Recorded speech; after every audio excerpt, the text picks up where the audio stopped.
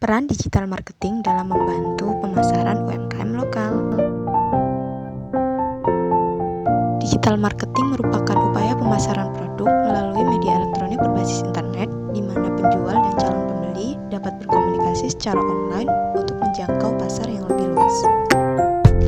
Digital marketing menjadi strategi yang wajib diterapkan pada setiap bisnis yang ingin bertahan di tengah dinamisnya perkembangan teknologi saat ini. Jika dahulu banyak perusahaan yang mengandalkan televisi, radio, telepon, dan baliho sebagai media promosi, kini mereka dapat memanfaatkan media sosial dan mesin pencari lainnya untuk mengenalkan brand atau produk mereka. Terlebih di masa pandemi COVID-19 yang seperti saat ini, di mana kita sebagai masyarakat dihimbau untuk mengurangi aktivitas di luar. Hal itu menyebabkan meningkatnya intensitas penggunaan media sosial yang digunakan oleh masyarakat. Pentingnya penerapan digital marketing dalam bisnis. Pertama, transaksi dapat dilakukan 24 jam.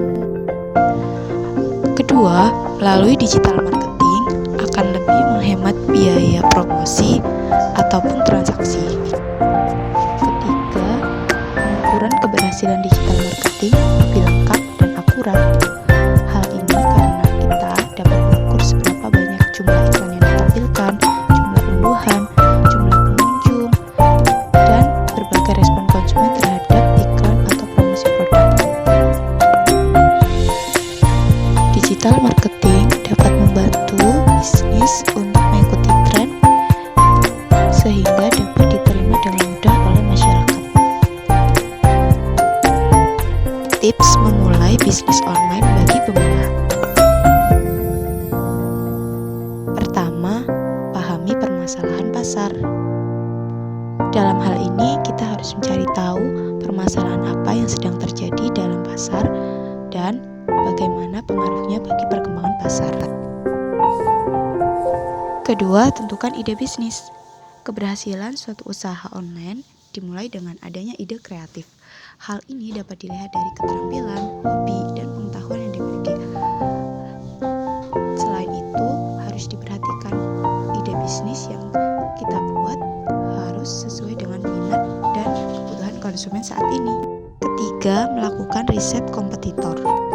Riset kompetitor merupakan riset yang dilakukan untuk mengetahui seberapa besar pesaing bisnis yang memiliki produk, barang, atau jasa yang serupa dengan produk yang akan kita bisniskan.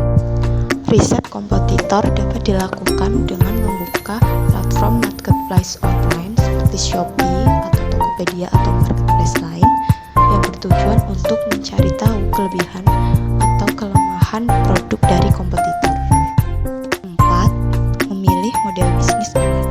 Menentukan model bisnis adalah hal penting yang dilakukan agar tidak kesulitan dalam menentukan arah bisnis dan value yang ingin ditawarkan terhadap konsumen.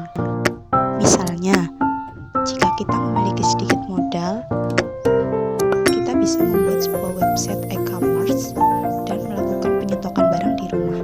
Namun, jika modal yang kita miliki hanya cukup untuk membuat website saja, maka kita bisa menjalankan bisnis dropshipping sehingga tidak perlu membeli barang untuk di-stok. Langkah kelima adalah membuat brand bisnis. Hal ini dapat dilakukan dengan menentukan nama dan logo bisnis untuk menarik perhatian dan kepercayaan konsumen. Membuat website dan media sosial yang akan digunakan untuk bisnis.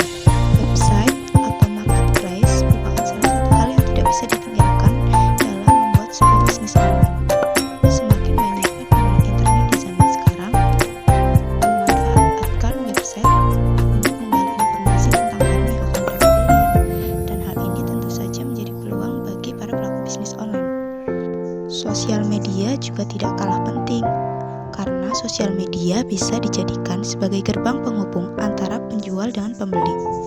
Sosial media juga bisa digunakan untuk pusat informasi dan kampanye iklan.